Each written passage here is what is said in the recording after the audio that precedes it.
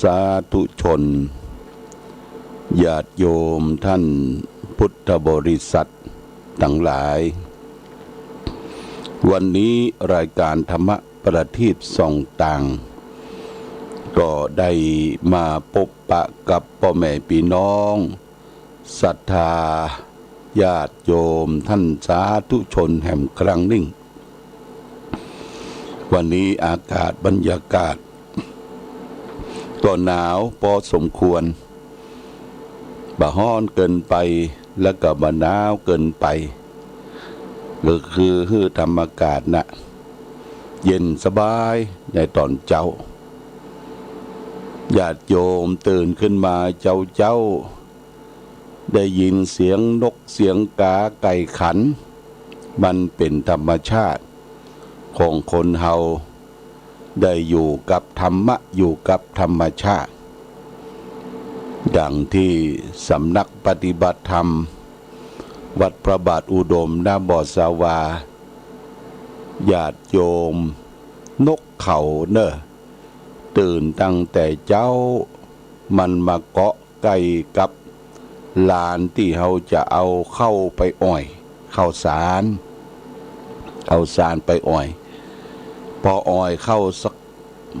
กำประมาณสัก7 โมงเนี่ยญาติโยมมันก็จะพลูบินลงมาลายดินลายทรายประมาณ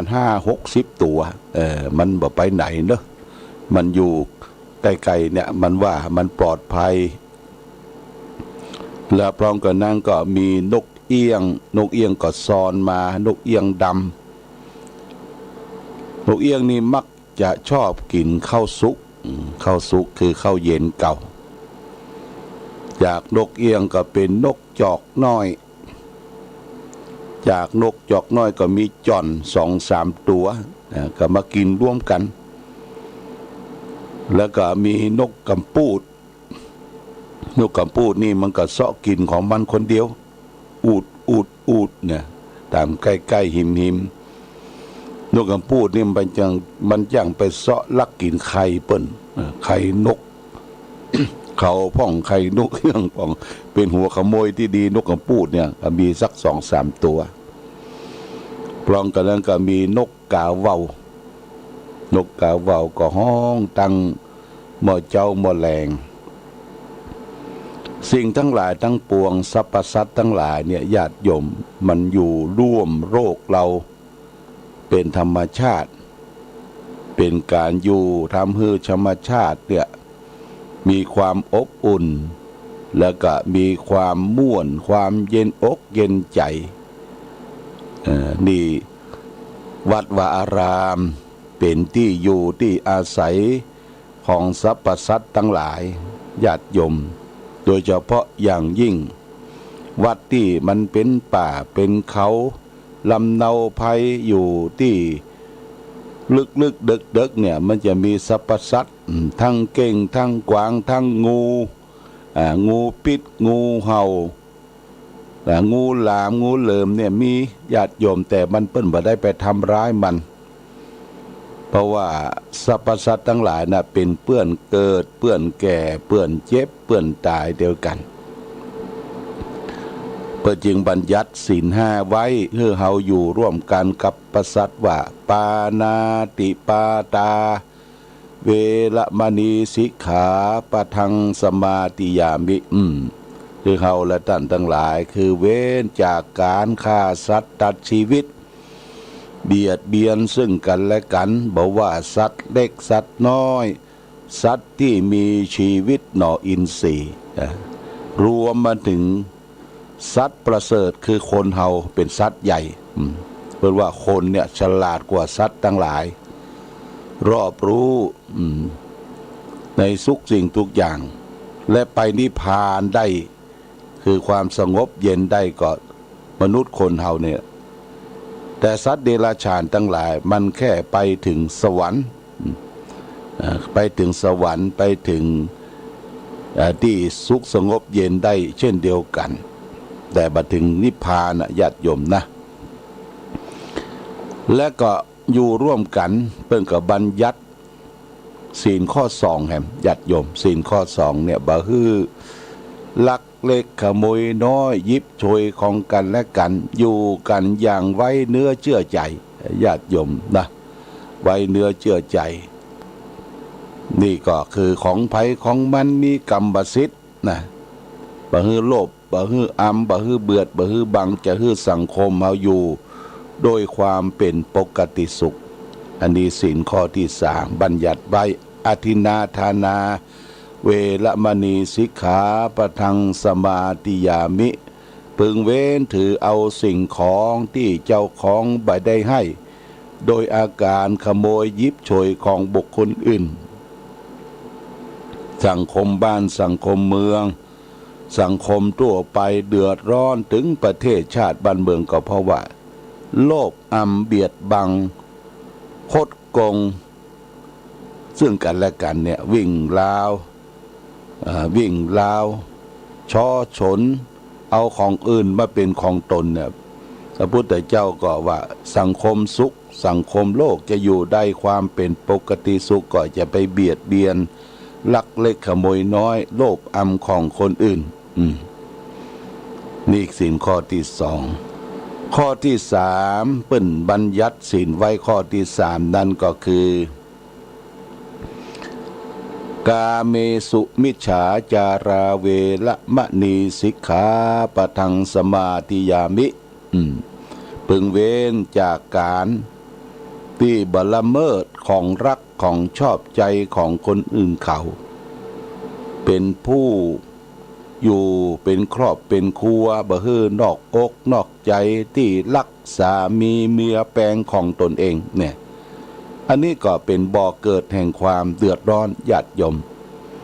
นี่เราได้ฟังข่าวได้ดูโทรทัศน์ได้อ่านหนังสือพิมพ์ฟังข่าววิทยุฆ่าฟันบั่นแทงกันบุกหูตีตากันละหวาดละแวงซึ่งกันและกันเนี่ยญาติโยมเนี่ยมนุษย์คนเฮานี่เกิดมามันยากมันลำบากกว่าจะเป็นคนเป็นมนุษย์เนี่ยญาติโยมเฮาก็เอาจิตใจไปเป็นสัตว์เถียนะจิตใจไปเป็นสัตว์เดรัจฉานทะเลาะวิวาทข่มเหงกันเด้งร้ายกันอย่างเฮาทราบข่าวว่ามีตำรวจตชด.ไปทำงานภาคใต้ที่จังหวัดนครปฐมปิกมาเนี่ยญาติโยมเอาปืนมายิงเมียของตนเองแฟนของตนเองซึ่งเป็นครูนะอายุยังหนุ่มยังน้อยหวาดระแวงหาว่ามีจู้มีคบชายอื่นเนี่ยหวาดระแวงเอาปืนมายิงแล้วก็มายิงตัวเก่าตายมันเสียทุกสิ่งทุกอย่างหมดสภาพของความเป็นมนุษย์เป็นคนที่เป็นบุคคลที่ฉลาดบันึกถึงพ่อแม่ของตนเองที่ได้ชุบได้เลี้ยงได้ส่งได้ห้ามได้เฮียนได้ศึกษาเรียกว่ากำกึดกีดก้อมญาติโยมเนี่ยคือขาดหลักธรรมขาดที่ปรึกษาหลักธรรมะตัดปัญหาแบบสั้นๆบักคิดยาวบักกึดยาว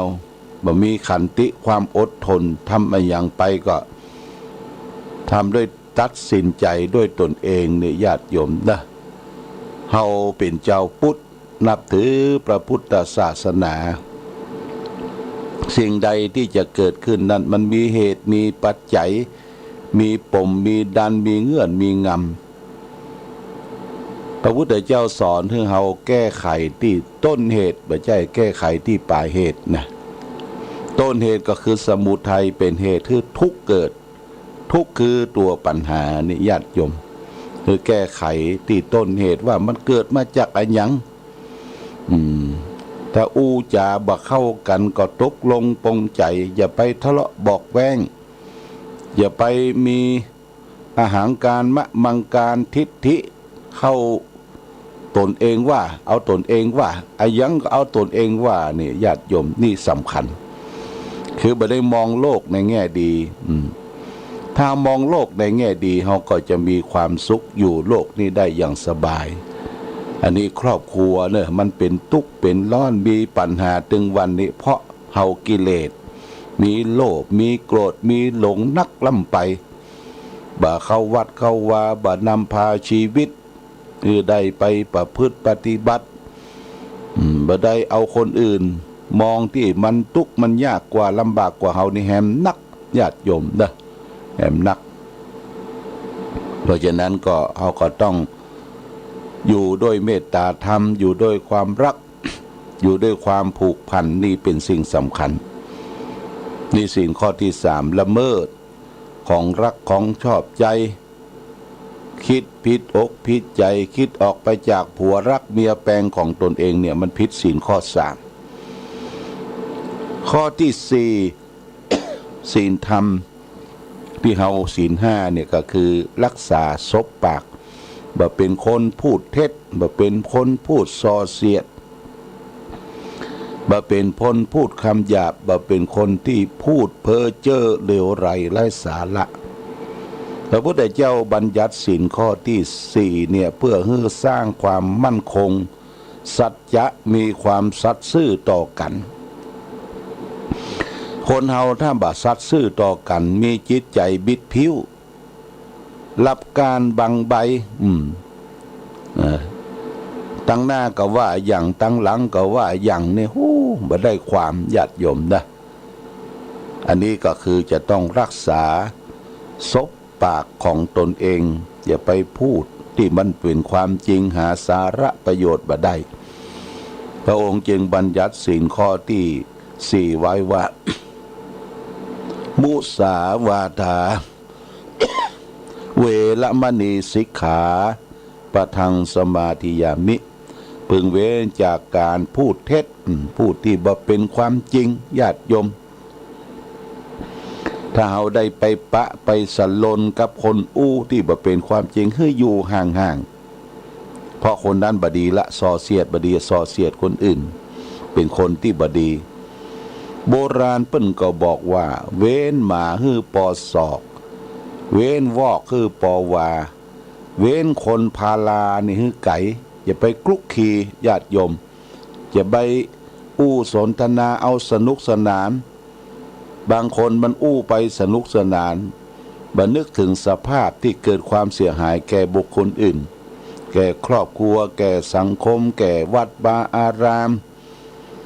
ไปด้วยความสนุกสนานเนี่ยเป็นการพูดเท็จบางทีปั้นน้ำเป็นตัวสิ่งที่มีบ่ฮู้บ่มีก็บ่ฮู้ในญาติโยมนอปอกรรมไปโดยเปิ้นนี่ก็เฮาเป็นคนฉลาดเป็นคนฮู้เอาหลักธรรมไปประพฤติปฏิบัติเนี่ยพระพุทธเจ้าคือเว้นจากการพูดเท็จมุสาวาทาเวรมณีสิกขาปะทังสมาธิยามินี่เป็นข้อที่4เพื่อให้สงบสุขสังคมในโลกอยู่ได้ปัจจุบัน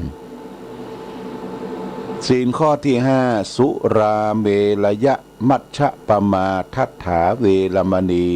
สิกขาปะทังสมาธิยามิศีลข้อที่5เนี่ยพึงเว้นจากการเสพสุรายาเมาอันเป็นเครื่องดองของเมาอันเป็นที่ตั้งแห่งความประมาทยุกยาบงยาบ้ายายาเครวมอยู่นี่หมดญาติโยมรวมอยู่ที่ข้อ5พึงเว้นจากการเสพของมึนเมาคือโทษคือตาญาติโยมได้ฟังข่าวแล้วสลดจิตใจในปัจจุบันไปทางไหนเนี่ยก็มีด่านเกิดเอาไปทางจังใหม่นี่ก็2ด่านที่ชัยประการนี่ก็ด่านบ้านอาย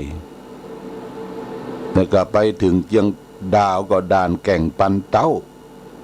ญาติโยมเตี้ยรถจะฝั่งไปเนี่ยทำเวลารถเปิ่นเกิดเรื่องอย่างก็ถามว่าเกิดหายาเสพติดว่าก็แสดงว่าคนกล้าคนขายทำลายชาติเยาวชนของเฮานี่ยังมีอยู่ญาติโยมนะ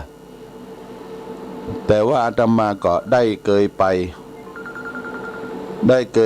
หลายประเทศญาติโยมไปประเทศที่มันเจริญอย่างประเทศอเมริกาประเทศญี่ปุ่นประเทศที่เพิ่นเจริญนะญาติโยมอย่างประเทศจีนเนี่ยเพิ่นปัจจุบันเนี่ยด่านตรวจคนด่านต่างๆที่รถสัญจรไปมาเนี่ยเพิ่นบ่มีละเพิ่นใจกฎหมายอย่างเคร่งครัดญาติโยมนะกฎหมายถ้าไผกล้าไผขายไผเสพเปิ้นจับเปิ้นยับนี่กฎหมายเคร่งครัดยึดทรัพย์ยึดหยังหมดนะบางทีก็ประหารชีวิตเพราะทำลายชาติบ้านเมืองเนี่ยญาติโยมทำลายชาติบ้านเมืองเนี่ยเขาไปตามถนนหนทางต่างๆนี่โอ้ถนนสะอาดสะอ้านอย่างประเทศจีนนี่ก็เคยไปหลายครั้งก่อนมาเปิ้นบ่พัฒนาประเดี๋ยวนี้เปิ้นพัฒนาหมดถนนหนทางดีแต่ว่าจะเข้าเมืองเปิ้นญาติโยมบ่มีด่านเปิ้นใจระบบการถ่ายภาพรถจะเข้าจะออกเนี่ยเปิ้นถ่ายภาพพับเป๊บเช็คเอ็กซเรย์ไปในตัวบ่ใจคนนะก็ทำให้ประเทศชาติบ้านเมืองของเปิ้นเนี่ยไปไหนคล่องแคล่วว่องไวบ่ต้องมีกลวยบ่ต้องมีด่านบ่ต้องมีคนเปลืองที่มาอยู่ตามถนนหนทางเอาสังเกตว่าตำรวจทหารเนี่ยอยู่เกิดถนนหนทางก็แสดงว่าประเทศเฮาเนี่ยยังบ่เจริญเตื้อญาติโยมนะประเทศญี่ปุ่นเนี่ยโอ้ประเทศเปิ้นสะอาดสะอ้านเสาะหาตำรวจทหารนี่บ่มีแต่เปิ้นใช้ระบบคอมพิวเตอร์ดูถนนหนทางและระบบแจ้งภัยถ้าแจ้งภัยโทรศัพท์ไป191กา199กาอย่า3นาที5นาทีเนี่ยเปิ้นจะมาถึงแล้วคือระบบอย่างนี้ประเทศอเมริกาก็เหมือนกันเปิ้นเจริญนะญาติโยมนะถ้ามีเหตุเพศภัยอันใดเกิดขึ้นเนี่ยเปิ้นเตรียมสแตนด์บายไว้ตลอดเวลาแต่นำหนทางเนี่ยก็มีสลามบกหรือว่าตำรวจทางบกตำรวจที่ดูแลถนนหนทางตามไฮเวย์ตามต่างๆขี่รถฝั่งฟ้าวนี่บ่ได้เปิ้นจำกัดขีดในโซนของ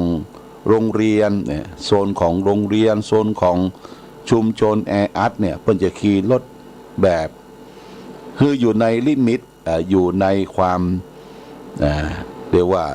40-50กาถ้าออกไฮเวย์ออกถนนหลวงนี่ขี่ช้าก็บ่ได้ละญาติโยมเปิ้นบังคับมือขี่ตามลิมิตเปิ้น80-90อันนี้ได้ไปหันได้ไปหูได้ไปทราบหันบ้านเปิ้นประเทศชาติบ้านเมืองเปิ้นการรุ่งเรืองเจริญบ่มีด่านที่จะตรวจค้นเรื่องของยาเสพติดเรื่องของมึนเมาถึงเล่ากันมันญาติโยมนะเหล้าสุราเนี่ยเปิ้นบ่ไปเสียเวลากับสิ่งเหล่านั้นคือบ่ไปนั่งกันห้อมล้อมตั้งแต่เจ้าถึงค่ำถึงเย็นบ้านเฮานี่ยังก็ฉลองนะมีงานศพงานซากคนที่จะกางเต็นท์กางยังทำความสะอาดกางเต็นท์กันยังเอาละเริ่มละแล้วช่วงงานศพแหนมกินกันตลอดเวลาในโรงครัวในห้องอาหารที่จัดทำเลี้ยงแขกก็มีแต่เหล้าแต่สุราบางศพบางงานนี่เสี่ยงเงินเป็นหมื่นญาติโยมหลายหมื่นขวดกองทะลึบขวดเหล้าขวดเบียร์ขวดสปะก็เฮาเสียไปโดยบ่ใจเหตุอันนี้อยากจะให้เราและท่านทั้งหลายได้คิดพิจารณาถึงศีล5ข้อที่5เนี่ยเพิ่งเว้นจากเสพสุรายาเมาอันเป็นเครื่องดองของเมาอันเป็นที่ตั้งแห่งความประมาทโทษของการเสพสุราเนี่ยมันมี6ประการดังเป็นผูกเป็นคำกรสอนใจไว้ว่าอันสุราเมรัยใครเสพติด พาชีวิตมืดมนจนฉิบหายหนึ่งทรัพย์สินของตนนั้นพลันวอดวายสองอาจตายด้วยทะเลาะเพราะความเมาสามเจ็บป่วยด้วยโรคาพยาธิสี่คนตำหนินินทาพาอับเฉาห้าหน้าด้านหนักหนาเวลาเมาหกปัญญาเขาหดหมดสิ้นเนี่ยมีโทษถึง6 ประการญาติโยมโรคภัยไข้เจ็บโรคที่เกิดขึ้นจากพิษสุรานี่หนึ่งโรคทอมซินอักเสบกินข้าวมันไปเผาโลญาติโยมมันมีเมทิลแอลกอฮอล์เนี่ยแอลกอฮอล์เนี่ยยิ่งเหล้าเถื่อนเหล้าที่พิษเองทำเองต้มเองเนี่ยดีกรีมันก็หนักแล้วก็บางที่บางแห่งบอกว่าจะฮื้อดีกรีของเหล้ามันฉุนมันขึ้นดีกรีแห้งเนี่ยเอายาพิษเขาใส่ว่าญาติโยมยาพิษก็ใส่ที่เขาเล่ากันว่าบางทีเอาหญ้าคาเนี่ยไปจุ่มกัมม็อกโซนเนี่ยยาฆ่าหญ้านี่นะจุ่มแล้วเอาไปจุ่มที่เหล้าดองเหล้าขาวมันเละเวยมันคืนตัวคนเฮาก็บ่ฮู้ที่บ่ฮู้นี่เพราะมันมีอวิชชาสนุกสนานกินไปเพลิดเพลินกลัวมันร่างกายเฮานี่อดรนทนได้มีความต้านทานอยู่เป็นอย่างเตื้อตอนที่ร่างกายเฮาอดรนทนบ่ได้นะครับเป็นตับเป็นปอดเป็นทอมซินเป็นโรคกระเพาะทุกทนทรมานญาติโยมนะทุกทนทรมานบางคนกินเหล้าติดเหล้าเป็นลิซึมหมายความว่าถ้าบ่ได้กินเนี่ยมันส้มปากมันมีอย่างขาดขึ้นมาจะต้องจึ้มอยู่ตลอดเวลาเรียกว่ามตลวเมาตลอดวันซ้อมตัวเองตัวเก่าบางทีซ้อมตัวเก่ายุบเป็นตี้บางทีสมาเตอมาเลียปากก็ยังหมูเตื้อยุบเป็นตี้สภาพของความเป็นมนุษย์เป็นคนหมดไปญาติโยมนะเปตีนาสังเพศเวทนาต่อคนที่ติดสุรายาเมาแต่นั่นแหละญาติโยมคนเฮาท่านหลงเหียอย่างหลงกับสิ่งเหล่านั้นไผห้ามตึงบ่ฟังบางทีก็อวดตนอวดตัวอยากจะโชว์ตัวเองว่าเป็นผู้ที่มีความสามารถที่จะดื่มจะกินอวดโชว์คนอื่นเนี่ยอย่างคนที่ไปกระทำชำเราไปเต็กไปเมกเปิ้นเยาวชนเนี่ยสุดท้ายสรุปแล้วก็เรื่องเหล้าเรื่องยาเนี่ยหาว่าเมาบ่ฮู้กลัวจะฮู้ตัวก็อยู่ในคอกปะกลัวจะฮู้คิงน้ำปิงป่อแห้งญาติโยมนะอันนี้ก็เรื่องของศีลห้านี่เฮารับจากตูเจ้าไปก็พึงประพฤติปฏิบัติเป็นศีลประจำมนุษย์คนเฮาทุกคนที่จะพึงประพฤติปฏิบัติถึงแม้ว่าบ่ได้รับจากตูเจ้าพระสงฆ์บ่มีการมีงานเฮาก็ปฏิบัติด้วยตนเองตื่นขึ้นมาก็พึงเว้นจากการฆ่าสัตว์ตัดชีวิตเบียดเบียนสัตว์เล็กสัตว์น้อยมีเมตตาธรรมข้อ2ก็พึงเว้นจากการคิดโลภอำของคนอื่นข้อ3คิดเว้นจากการนอกอกนอกใจที่รักษามีเมียแปลงของตนเองข้อ4พึงเว้นจากการพูดเท็จพูดที่บ่เป็นสัพพะวาจาผู้กำจริงออกมานี่คนเฮาความจริงเป็นสิ่งที่ไม่ตายถ้าอูปดหมดเทละเสียเครดิตคนบ่ใครเชื่อถือละข้อที่5ก็พึงเว้นจากเสพสิ่งเสพติดให้โทษสุรายาเมายายาบ้ากัญชาทุกสิ่งทุกอย่างที่มันเป็นพิษเป็นภัยต่อร่างกายสร้างความเดือดร้อนกว่าตนเองและคนอื่นเนี่ยพึงเว้นนะถ้าเรามีศีล5บริสุทธิ์พุทธผ่องเนี่ยเราก็จะมีความสุขความเจริญธงชาติและเพลงชาติไทยเป็นสัญลักษณ์ของความเป็นไทยเราจงร่วมใจยืนตรงเคารพธงชาติด้วยความภาค